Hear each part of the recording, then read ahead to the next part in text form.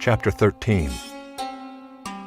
That same day Jesus went out of the house and sat beside the sea, and great crowds gathered about him, so that he got into a boat and sat down, and the whole crowd stood on the beach. And he told them many things in parables, saying, A sower went out to sow, and as he sowed, some seeds fell along the path, and the birds came and devoured them. Other seeds fell on rocky ground where they did not have much soil, and immediately they sprang up, since they had no depth of soil. But when the sun rose, they were scorched, and since they had no root, they withered away.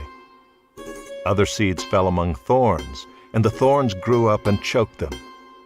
Other seeds fell on good soil and produced grain, some 100-fold, some 60, some 30. He who has ears, let him hear. Then the disciples came and said to him, Why do you speak to them in parables? And he answered them, To you it has been given to know the secrets of the kingdom of heaven, but to them it has not been given. For to the one who has, more will be given, and he will have an abundance. But from the one who has not, even what he has will be taken away. This is why I speak to them in parables, because seeing they do not see, and hearing they do not hear, nor do they understand.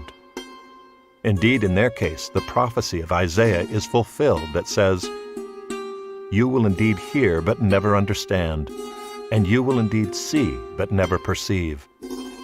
For this people's heart has grown dull, and with their ears they can barely hear, and their eyes they have closed, lest they should see with their eyes, and hear with their ears, and understand with their heart, and turn, and I would heal them.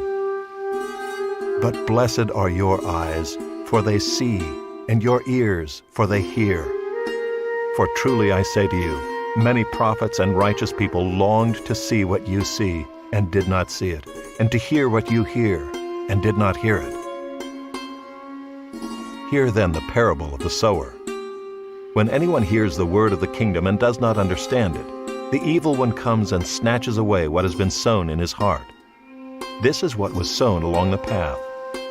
As for what was sown on rocky ground, this is the one who hears the word and immediately receives it with joy.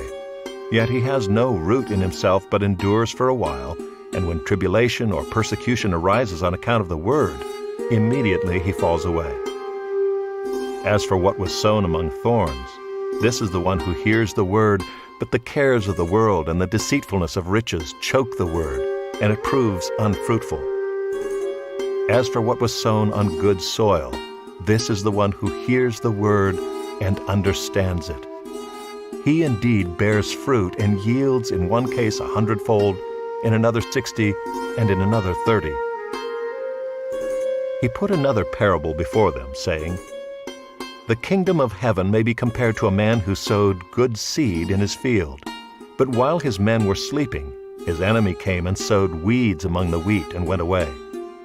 So when the plants came up and bore grain, then the weeds appeared also. And the servants of the master of the house came and said to him, Master, did you not sow good seed in your field? How then does it have weeds? He said to them, An enemy has done this.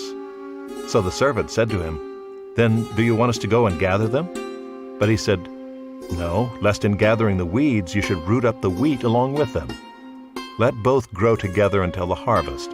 And at harvest time I will tell the reapers, Gather the weeds first, and bind them in bundles to be burned, but gather the wheat into my barn. He put another parable before them, saying, The kingdom of heaven is like a grain of mustard seed, that a man took and sowed in his field. It is the smallest of all seeds, but when it has grown, it is larger than all the garden plants, and becomes a tree, so that the birds of the air come and make nests in its branches. He told them another parable. The kingdom of heaven is like leaven that a woman took and hid in 3 measures of flour, till it was all leavened. All these things Jesus said to the crowds in parables. Indeed, he said nothing to them without a parable. This was to fulfill what was spoken by the prophet. I will open my mouth in parables. I will utter what has been hidden since the foundation of the world. Then he left the crowds and went into the house, and his disciples came to him, saying, "Explain to us the parable of the weeds of the field." He answered, "The one who sows the good seed is the Son of Man. The field is the world, and the good seed is the sons of the kingdom. The weeds are the sons of the evil one, and the enemy who sowed them is the devil. The harvest is the end of the age, and the reapers are angels. Just as the weeds are gathered and burned with fire, so will it be at the end of the age. The Son of Man will send his angels, and they will gather out of his kingdom all causes of sin and all lawbreakers, and throw them into the fiery furnace. In that place there will be weeping and gnashing of teeth. Then the righteous will shine like the sun in the kingdom of their Father. He who has ears, let him hear. The kingdom of heaven is like treasure hidden in a field, which a man found and covered up. Then in his joy he goes and sells all that he has and buys that field. Again, the kingdom of heaven is like a merchant in search of fine pearls, who, on finding one pearl of great value, went and sold all that he had and bought it. Again, the kingdom of heaven is like a net that was thrown into the sea and gathered fish of every kind. When it was full, men drew it ashore and sat down and sorted the good into containers, but threw away the bad. So it will be at the end of the age. The angels will come out and separate the evil from the righteous, and throw them into the fiery furnace. In that place there will be weeping and gnashing of teeth. Have you understood all these things? They said to him, Yes. And he said to them, Therefore every scribe who has been trained for the kingdom of heaven is like a master of a house, who brings out of his treasure what is new and what is old. And when Jesus had finished these parables, he went away from there, and coming to his hometown, he taught them in their synagogue, so that they were astonished and said, Where did this man get this wisdom and these mighty works? Is not this the carpenter's son? Is not his mother called Mary? And are not his brothers James and Joseph and Simon and Judas?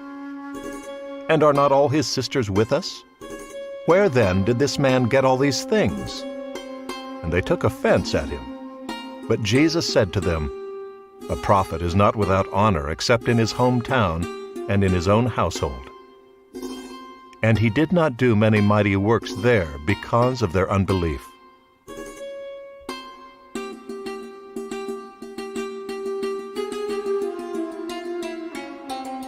Chapter 14.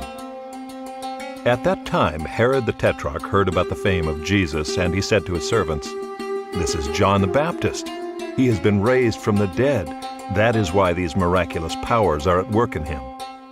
For Herod had seized John and bound him and put him in prison for the sake of Herodias, his brother Philip's wife, because John had been saying to him, It is not lawful for you to have her. And though he wanted to put him to death, he feared the people because they held him to be a prophet. But when Herod's birthday came, the daughter of Herodias danced before the company and pleased Herod, so that he promised with an oath to give her whatever she might ask. Prompted by her mother, she said, Give me the head of John the Baptist here on a platter. And the king was sorry, but because of his oaths and his guests, he commanded it to be given. He sent and had John beheaded in the prison, and his head was brought on a platter and given to the girl, and she brought it to her mother. And his disciples came and took the body and buried it, and they went and told Jesus. Now when Jesus heard this, he withdrew from there in a boat to a desolate place by himself. But when the crowds heard it, they followed him on foot from the towns. When he went ashore, he saw a great crowd, and he had compassion on them and healed their sick. Now when it was evening, the disciples came to him and said, This is a desolate place, and the day is now over. Send the crowds away to go into the villages and buy food for themselves. But Jesus said, They need not go away. You give them something to eat. They said to him, We have only 5 loaves here and 2 fish. And he said, Bring them here to me. Then he ordered the crowds to sit down on the grass. And taking the 5 loaves and the 2 fish, he looked up to heaven and said a blessing. Then he broke the loaves and gave them to the disciples, and the disciples gave them to the crowds. And they all ate and were satisfied. And they took up 12 baskets full of the broken pieces left over. And those who ate were about 5,000 men, besides women and children. Immediately he made the disciples get into the boat and go before him to the other side, while he dismissed the crowds. And after he had dismissed the crowds, he went up on the mountain by himself to pray. When evening came, he was there alone. But the boat by this time was a long way from the land, beaten by the waves, for the wind was against them. And in the fourth watch of the night he came to them, walking on the sea. But when the disciples saw him walking on the sea, they were terrified and said, "It is a ghost!" And they cried out in fear. But immediately Jesus spoke to them, saying, "Take heart, it is I. Do not be afraid." And Peter answered him, "Lord, if it is you, command me to come to you on the water." He said, "Come." So Peter got out of the boat and walked on the water and came to Jesus. But when he saw the wind, he was afraid, and beginning to sink, he cried out, "Lord, save me." Jesus immediately reached out his hand and took hold of him, saying to him, "Oh, you of little faith, why did you doubt?" And when they got into the boat, the wind ceased, and those in the boat worshipped him, saying, "Truly you are the Son of God." And when they had crossed over, they came to land at Gennesaret. And when the men of that place recognized him, they sent around to all that region, and brought to him all who were sick, and implored him that they might only touch the fringe of his garment. And as many as touched it were made well.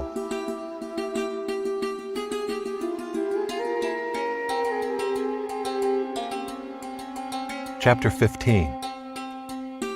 Then Pharisees and scribes came to Jesus from Jerusalem and said, "Why do your disciples break the tradition of the elders? For they do not wash their hands when they eat." He answered them, "And why do you break the commandment of God for the sake of your tradition? For God commanded, 'Honor your father and your mother,' and 'Whoever reviles father or mother must surely die.' But you say, 'If anyone tells his father or his mother, "What you would have gained from me is given to God," he need not honor his father. So for the sake of your tradition you have made void the word of God. You hypocrites! Well did Isaiah prophesy of you when he said, 'This people honors me with their lips, but their heart is far from me. In vain do they worship me, teaching as doctrines the commandments of men.'" And he called the people to him and said to them, "Hear and understand. It is not what goes into the mouth that defiles a person, but what comes out of the mouth, this defiles a person." Then the disciples came and said to him, "Do you know that the Pharisees were offended when they heard this saying?" He answered, "Every plant that my heavenly Father has not planted will be rooted up. Let them alone, they are blind guides. And if the blind lead the blind, both will fall into a pit." But Peter said to him, "Explain the parable to us." And he said, "Are you also still without understanding? Do you not see that whatever goes into the mouth passes into the stomach and is expelled? But what comes out of the mouth proceeds from the heart, and this defiles a person. For out of the heart come evil thoughts, murder, adultery, sexual immorality, theft, false witness, slander. These are what defile a person. But to eat with unwashed hands does not defile anyone." And Jesus went away from there and withdrew to the district of Tyre and Sidon. And behold, a Canaanite woman from that region came out and was crying, "Have mercy on me, O Lord, Son of David. My daughter is severely oppressed by a demon." But he did not answer her a word. And his disciples came and begged him, saying, "Send her away, for she is crying out after us." He answered, "I was sent only to the lost sheep of the house of Israel." But she came and knelt before him, saying, "Lord, help me."